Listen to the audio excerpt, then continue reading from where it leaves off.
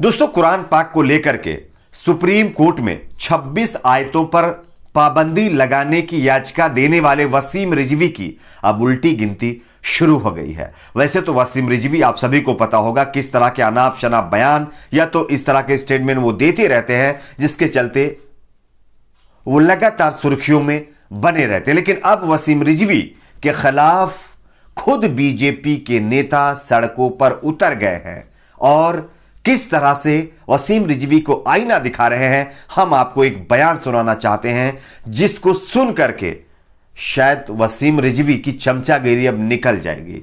बयान सुनाने से पहले आपसे एक छोटी सी रिक्वेस्ट करेंगे, अगर आपको भी लगता है कि वसीम रिजवी के ऊपर कार्रवाई होनी चाहिए तो आप इस वीडियो को लाइक करके चैनल को सब्सक्राइब जरूर कर लीजिए। आप सभी जानते होंगे वसीम रिजवी ने सुप्रीम कोर्ट में कुरान पाक की 26 आयतों के खिलाफ और इस पर पाबंदी लगाने को लेकर के याचिका लगाई थी। उसके बाद शिया समुदाय भी वसीम रिजवी से नाराज हो गया और उसको अपने ही समुदाय से खारिज करने की मांग करते हुए अब उसका एक फतवा बताया जा रहा है कि ईरान को भेजा गया है, इराक को, और वहां से उसका रिप्लाई मिलने के बाद इसको अपने समुदाय से शिया समुदाय निकाल देंगे। लेकिन उससे पहले बीजेपी के नेताओं ने भी वसीम रिजवी के खिलाफ हल्ला बोल दिया है। जब वसीम रिजवी ने सुप्रीम कोर्ट में याचिका लगाई थी तब भी बीजेपी के नेता उसके घर पे, कश्मीरी मोहल्ला बताया जा रहा था, वहां पर हंगामा किया था। और अब जफर इस्लाम का एक बयान सामने आया। आप पहले इस बयान को सुनिए, उसके बाद आगे हम चर्चा करते हैं। देखिए, जहाँ तक वसीम रिजवी जी का कैरेक्टर सब लोग को मालूम है, वो एक ऐसा इंसान है जो एंटी सोशल एलिमेंट है। समाज में कहीं ना कहीं वो फ्रिक्शन पैदा करना चाहता, तकरार कराना चाहने की कोशिश करता है। खुद वो कई ऐसे गबन किए हैं वक्फ प्रॉपर्टी के, और उस वक्त के जो मंत्री थे आज़म खां, उनके साथ मिलकर इसने कई वक्फ प्रॉपर्टी के साथ गबन किया है और इसकी सीबीआई इंक्वायरी चल रही है। ऐसे लोगों की बात का मेरे ख्याल से सुप्रीम कोर्ट भी संज्ञान नहीं लेगी। जहाँ तक आयतों का सवाल है, ये कुरान जो है मुकद्दस है, उसमें कोई फेर बदल नहीं हो सकता और ये पूरी दुनिया के हर लोगों को मालूम है। और साथ साथ मैं ये कहना चाहता हूँ कि स्वयं प्रधानमंत्री ने विज्ञान भवन से कहा है कि जो किसी को धर्म या आस्था किसी चीज़ में भी हो, किसी इंसान को, वो उसका प्राइवेट अफेयर है। ऐसे में वसीम रिजवी जैसे इंसान जो ना तो समाज के लिए अच्छा है और ना समाज उसको अच्छे तरीके से देखता है, इसलिए कि वो अपने फ़ायदे के लिए समाज को इस्तेमाल करने की कोशिश करता है, तो लोग उसको उसी तरह से उसकी बातों का ट्रीट करते हैं। और मेरे ख्याल से मुझे पूरी उम्मीद है कि सुप्रीम कोर्ट इसको पूरे तौर से खारिज कर देगी। अगर बात करें तो उन्होंने याचिका में कहा है कि जो 26 आयत हैं इसको बाद में जोड़ा गया और ये समाज में विभेद पैदा करते, इसलिए हटाया जाना चाहिए। देखिए, उनको ना तो इस्लाम की जानकारी है और ना तो इस्लाम के बारे में उनको कहने का अधिकार है।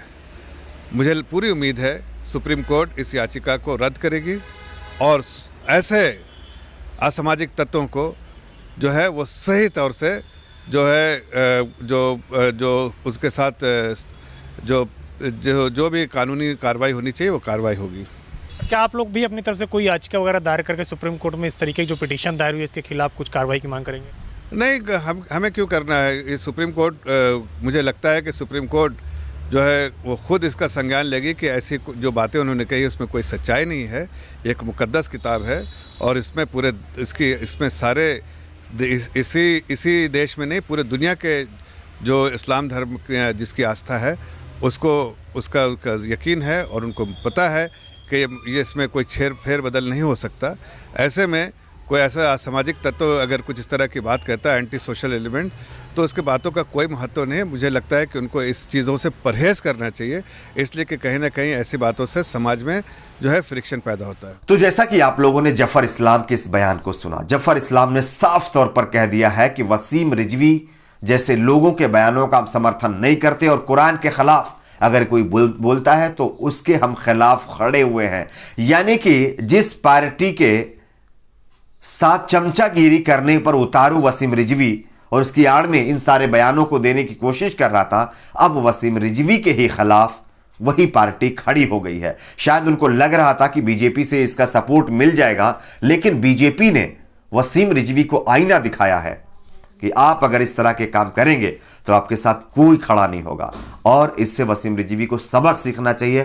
कुरान और गीता हो या चाहे ग्रंथ हो, किसी के ऊपर इस तरह की चीजें और इस तरह की कार्रवाई और इस तरह की मांग करना बिल्कुल गलत है। यह भी उसको सीख लेना चाहिए। आपकी अपनी क्या राय नीचे कमेंट बॉक्स में बताइए। वीडियो को लाइक शेयर, चैनल को सब्सक्राइब जरूर।